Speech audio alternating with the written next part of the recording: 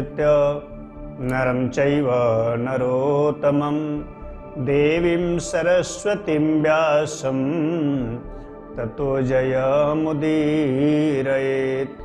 गुरुर्ब्रह्मा गुरुर्विष्णु गुरुर्देवो महेश्वर गुरुर्साक्षात् परब्रह्म तस्मै श्री गुरुवे नमः। अस्मद्गुरुभ्यो नमः। गुरुचरण कमलेभ्यो नमः। परम मंगल में प्रातपर भगवान जगदीश्वर के जुगल चरणों में प्रणाम। सभी भक्त वृंदों के हृदय में विराजी ठाकुर जी के चरणों में प्रणाम।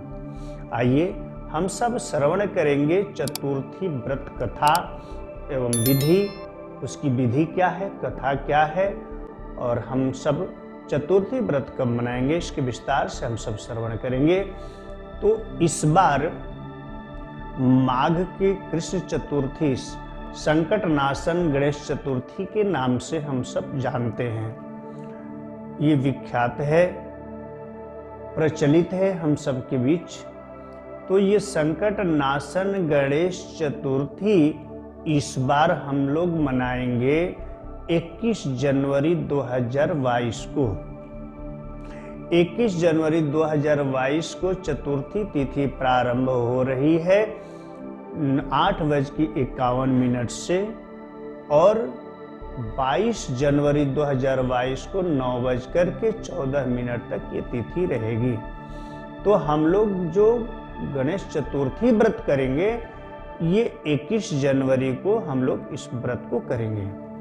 और इस दिन जो सर्वप्रथम इसका नियम है कि सर्वप्रथम प्रातः काल उठ करके अपने नित्य कर्म से निवृत्त होकर के हम गणेश जी के व्रत करने के लिए, चतुर्थी व्रत के लिए संकल्प लेंगे व्रत को करने के लिए।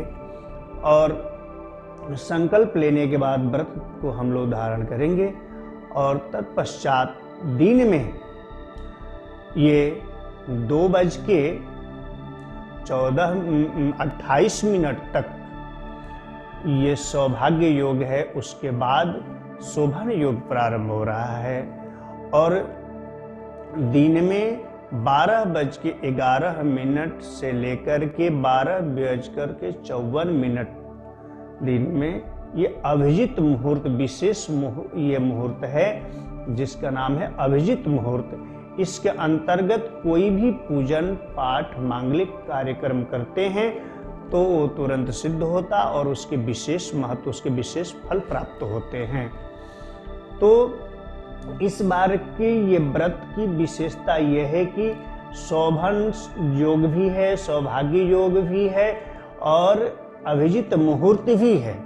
तो ये विशेष फलदायी व्रत है इस बार का, जो हम लोग 21 जनवरी 2022 को मनाएंगे। और उस दिन व्रत करने के पश्चात चंद्रोदय है 8:39 पे। तो दिन में हम व्रत करते हैं, पूजन करते हैं, तो सायंकालीन पुनः जो है पूजन करने के पश्चात गणेश जी का पूजन हम करेंगे। तो ये माघ कृष्ण चतुर्थी व्रत को जो है संकट नाशन गणेश चतुर्थी के नाम से जानते हैं। और इस दिन जो है 12 नाम है गणेश के। तो इस माघ कृष्ण चतुर्थी के व्रत को जो हम करते हैं तो भालचंद्र नामक गणेश की पूजन करेंगे। उस दिन के गणेश का नाम रहेगा भालचंद्र। तो उस दिन हम भालचंद्र नामक गणेश का ध्यान, आवाहन और उनको षोडशोपचार पूजन करेंगे।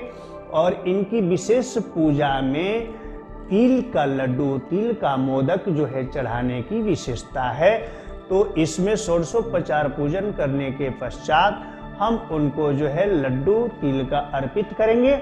और उस लड्डू को जो है 5 लड्डू जो है हम ब्राह्मण को देंगे, 5 गणेश को अर्पित करेंगे और 10 लड्डू जो है स्वयं प्रसाद के रूप में ग्रहण करने का नियम है।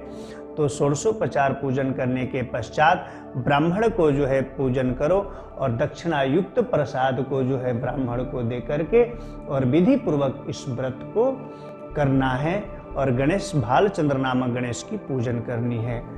और उस दिन जो है विशेष रूप से 12:11 से और 12:54 तक जो अभिजीत मुहूर्त व्यतीत होगा, उस मुहूर्त के अंतर्गत गणेश पुराण में आया है कि यदि अभिजीत मुहूर्त के अंतर्गत हम गणेश को दुर्वा अर्पित करते हैं, उनके सहस्त्र नामों से यदि सहस्त्रार्चन करते हैं दुर्वा के द्वारा, तो व्यक्ति की किसी भी प्रकार का मनोकामना हो, उसको शीघ्र जो है गणेश जो है उस मनोरथ को पूर्ण करते हैं। और उस अभिजीत मुहूर्त के अंतर्गत यदि दुर्वा उतना उपलब्ध ना हो, तो कम से कम 21 दुर्वा भी उनको अर्पित करके उनकी पूजन आराधना करनी चाहिए। और उस मुहूर्त के अंतर्गत यदि आप गणेश स्तोत्र का पाठ करते हैं, गणेश सहस्त्र नाम का पाठ करते हैं, गणेश चालीसा का पाठ करते हैं, या कोई भी गणेश के मंत्र का आप यदि जो है जाप करते हैं, तो ये उस मुहूर्त के अंतर्गत विशेष फलदायी होता है और उस व्यक्ति के मनोरथ को पूर्ण करते हैं। गणेश जी जल्दी ही कृपा अपनी बरसाते हैं। तो ये 12:11 से लेकर के और 12:54 तक ये विशेष मुहूर्त है, ये अभिजीत मुहूर्त, और इसी मुहूर्त के अंतर्गत ही भगवान राम का प्राकट्य हुआ था। तो इस कारण ये विशेष फलदायी है और सौभाग्य योग भी है, शोभन योग भी है। तो इस प्रकार के ये जो है गणेश चतुर्थी व्रत विशेष फल देने वाला है। और सूर्यार्घ का समय है रात्रि के 8:39 पर चंद्रोदय होगा, और उस चंद्रोदय के अंतर्गत हम अपना अर्घ प्रदान गणेश जी को करेंगे। तो इस प्रकार उनका षोडशोपचार पूजन करके, और ये कथा है, माघ गणेश चतुर्थी की कथा आई है कि एक पार्वती जी कह रही हैं और कृष्ण जो है युधिष्ठिर को बता रहे हैं कि जो है ये एक ऋष्य शर्मा नामक ब्राह्मण थे, और उस ब्राह्मण का एक बालक हुआ कुछ समय बाद, और उस बालक के जन्म के कुछ ही समय पश्चात ऋष्य शर्मा नामक ब्राह्मण की मृत्यु हो गई, और उनकी विधवा स्त्री उस बालक के लालन पालन भिक्षा मांग मांग करके कर रही है। एक समय ऐसा आया भी, लेकिन उस स्त्री का नियम है कि वो भिक्षा मांग करके बच्चे का लालन पालन करती है, लेकिन आने वाले प्रत्येक महीने के गणेश चतुर्थी व्रत को नियम पूर्वक करती है। तो आज जो है माघ कृष्ण चतुर्थी व्रत को भालचंद्र नामक गणेश की पूजन करके चतुर्थी व्रत की है, और विधि पूर्वक जो है पूजन की, और पूजन के पश्चात अपने जो है गणेश के पूजन में लगी हुई थी। तब तक जो है उस ब्राह्मणी का बालक खेलते खेलते बाहर निकल गया, और उस बालक को एक कुम्हार पकड़ लिया, और उस कुम्हार जो है उनको मिट्टी के बर्तन बनाने के लिए राजा का आदेश रहा कि उस राजे की कन्या का विवाह रहा, और उस कन्या की विवाह के लिए कुम्हार को मिट्टी के बर्तन बनाने के लिए जो है राजा ने आदेश दिया था। और बार बार वो कुम्हार राजा के बर्तन को देने के लिए आवे में आग लगाता है, लेकिन वो बर्तन पकता नहीं। तो बहुत चिंतित हुआ, और राजा के जो है डर से भयभीत भी रहा कि यदि मैं राजा के इस आदेश का पालन नहीं करता हूँ, उनके कहे हुए को पूरा नहीं करता हूँ, तो फिर मुझे दंडित करेंगे। उस भय से भयभीत होकर के एक पता करते हुए तांत्रिक के पास गया, और वो तांत्रिक से अपना सारा विचार बताया कि मुझे राजा को कुछ बर्तन देने हैं, लेकिन मैं बार बार आवे में आग लगा रहा हूँ, लेकिन मेरा बर्तन पक नहीं रहा है, कुछ आप उपाय बताएं। तो वो तांत्रिक उस कुम्हार को बताया कि यदि तुम किसी बालक को उस आवे के अंदर बलि देते हो तो तुम्हारा बर्तन पक जाएगा और तुम्हारा कार्य सिद्ध हो जाएगा, और फिर आगे कोई तुम्हें परेशानी नहीं आएगी तुम्हारे बर्तन पकने में। और उस तांत्रिक के बात में आकर के राजा के बात को पूरा करने के लिए वो सोचा कि मैं किसी के बालक को लेकर के आवे में डालता हूँ, बलि देता हूँ, तो मुझे जीवित कौन छोड़ेगा, जान जाएगा तो मुझे तो मार डालेगा, तो मैं क्या करूं। उससे ध्यान आया कि ऋषि शर्मा नामक ब्राह्मण का बालक है और वो तो है नहीं, और वो विधवा नारी, और वो तो भिक्षा मांग मांग करके लालन पालन करती है, गरीब है, और उसके बच्चे को मैं यदि आमे में डाल देता हूं तो वो कुछ कर नहीं पाएगी। और उस अबला को समझ करके विधवा नारी के बालक को कुम्हार पकड़ करके लाया और ले आकर के आवे में डाल दिया। उधर पूजन के पश्चात वो अपने बच्चे को न देख करके विलाप करने लगी कि अरे मेरा बालक कहाँ गया। बार बार गणेश जी की स्तुति करने लगी, हे लंबोदर, हे भालचंद्र, हे गजानन, हे विघ्न विनायक, हे संकट नाशन, मुझ अबला के जो है रक्षा करो, मेरा बालक कहाँ गया, मेरा बालक कहाँ गया, विलाप करने लगी। लेकिन बालक को ढूंढने में रात बीत गई, बालक पता नहीं चल पाया, मिला नहीं। सूर्योदय सुबह होते ही प्रातः काल उठ करके वो कुम्हार गया और जा करके अपने आवे के पास को देखा कि बर्तन पका कि नहीं, तो देखा कि घुटने भर जल भरा हुआ है आमे के अंदर, और उसमें बालक को जो है निर्भय होकर के उसमें किलौल कर रहा है, खेल कर रहा है। उस आश्चर्य को देख करके जा करके राजा से सुनाया कि महाराज, मैं आपके आज्ञा के पालन करने के लिए मैं बार बार जो है आपको बर्तन देने के लिए आवे में आग लगा रहा था, लेकिन मेरे आप बर्तन पक नहीं रहे थे। तो तांत्रिक के कहने पे कि उस बोला कि किसी बालक को उसमें बलि देते हो तो तुम्हारा जो है बर्तन पक जाएगा, और मैं इस बालक को जो है पकड़ करके ला करके इसमें डाला। लेकिन ये तो आश्चर्य है कि ये घुटने भर जल में ये बालक तो निर्भय होकर के खेल रहा है, इसका तो कुछ हुआ नहीं, ना मेरा बर्तन पका और जल भर गया पूरे आमे में। तब वो राजा जो है बोला कि किसका बालक है, और पूरे नगर में हाहाकार मच गई कि ये ऐसा कुम्हार ने किया है।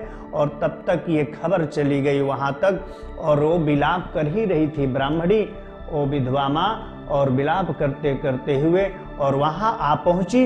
देखी कि भीड़ लगी हुई है और देखने के लिए, और वहाँ गई तो उस बालक को किलोल करते हुए देख करके उस आवे से उठा करके छाती से लगा करके आलिंगन करते विलाप करते हुए, हे लंबोदर, हे गजानन, हे विघ्न विनायक, हे संकट नाशन, मुझ अबला को आप रक्षा किए हो, आपका कोटि कोटि नमन है, प्रणाम है।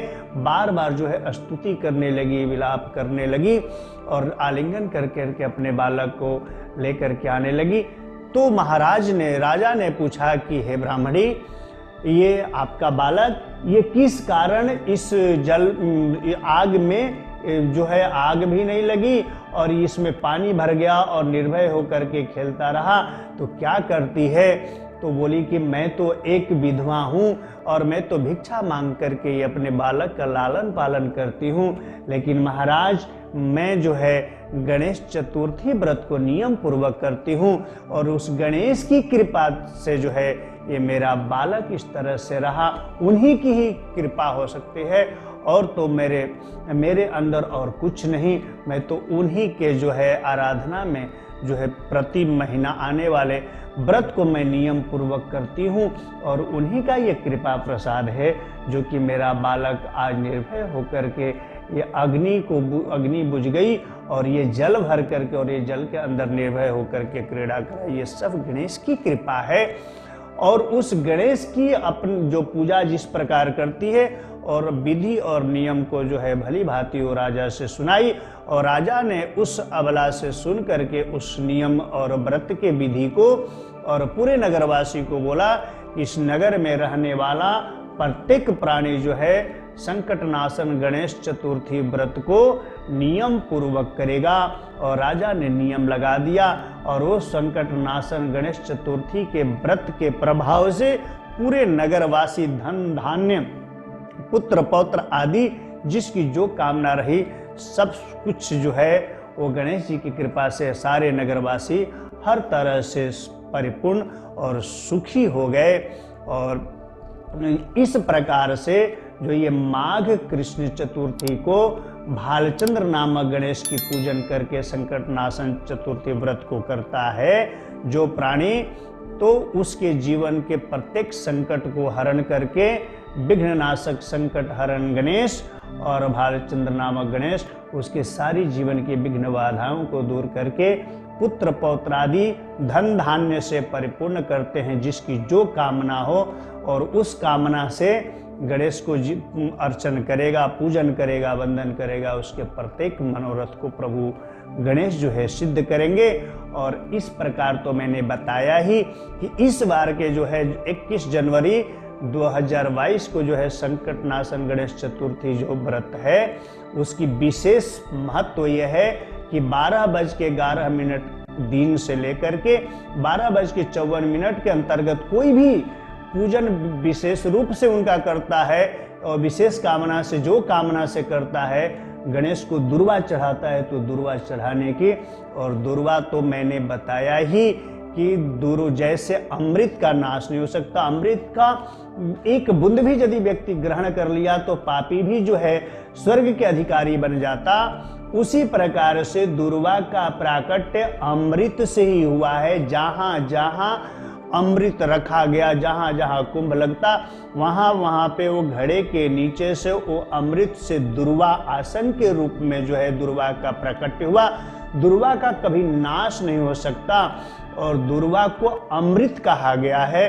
गणेश पुराण में आया है कि दुर्वा को कितना भी उखाड़ करके सुखा दो, सुखा करके किसी बोरे आदि में उसको भर करके कुछ वर्षों तक रख दो सूखे जगह पे, और वर्षों के बाद भी वो सूखे दुर्वा के घास को भी यदि आप पुनः जमीन पे डाल देते हो और जल से सिंचित यदि होता है तो वो दुर्वा पुनः उसी प्रकार से सूखा हुआ दुर्वा भी पुनः उसी तरह से हरा भरा हो जाता। वो कितने भी वर्षों के बाद सूखा करके उसे डालोगे वो पुनः खिल जाएगा, उग जाएगा। उसी प्रकार से दुर्वा को गणेश जी को अर्पण करने से जैसे दुर्वा का कभी नाश नहीं हो सकता, सूखे दुर्वा भी हरा होकर के खिल जाता, उसी प्रकार से हम यदि गणेश जी को अर्पित करते हैं तो प्रसन्न होकर के हमारे जीवन में दुर्वा जैसे खिला रहता है, हरा भरा रहता, उसी प्रकार से हमारे जीवन में हर तरह से हरियाली को ला देते हैं गणेश जी। और पर जिस कामना से जो उनको दुर्वा अर्पित करता है उसके प्रत्येक मनोकामना को पूर्ण करते हैं। तो यदि आपसे हो सके तो सहस्त्रार्चन 1000 दुर्वा से उनके 1000 जो सहस्त्र नाम है उनके नामों से उनके ऊपर अर्पित करो, और नहीं आपसे संभव हो 1000 सहस्त्र दुर्वा न इकट्ठा हो पाए तो कम से कम 21 दुर्वा लेकर के उनके 12 नाम से, और 12 नाम भी नहीं याद हो तो केवल भालचंद्र नामक गणेश को के भी स्मरण करते हुए 21 दुर्वा को यदि आप 21 तारीख को माघ कृष्ण चतुर्थी को अर्पित करते हो, उन पे चढ़ाते हो, और 12:11 से लेकर के 12:54 के बीच में यदि करते हो तो जिस कामना से आप उनको अर्पित करोगे आपके मनोकामना को पूर्ण करेंगे। मुझे ये विश्वास है जो लिखा हुआ और वो मैं आप लोग के सामने रख रहा हूँ, और मैं उम्मीद करता हूँ कि इस प्रकार यदि जो प्राणी करेगा तो उसके प्रत्येक मनोकामना को गणेश जी जरूर पूर्ण करेंगे और उसके जीवन में खुशहालियाँ लाएंगे। एक बार बोलिए लक्ष्मी नारायण भगवान की जय।